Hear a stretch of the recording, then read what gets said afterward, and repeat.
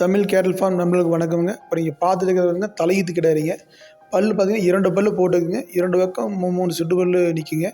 தலையீத்து கிடாரிங்க. கன்று ஈன்றதுக்கு பார்த்தீங்கன்னா கால அவகாசம் இன்னொரு 10 நாள் பிடிக்குங்க. இன்னொரு 10 நாள் கால அவகாசம் இருக்குதுங்க. மடி வச்சுருக்குது. இன்னும் மடி நல்லா வருது. தோலக்க நல்லா இருக்குதுங்க.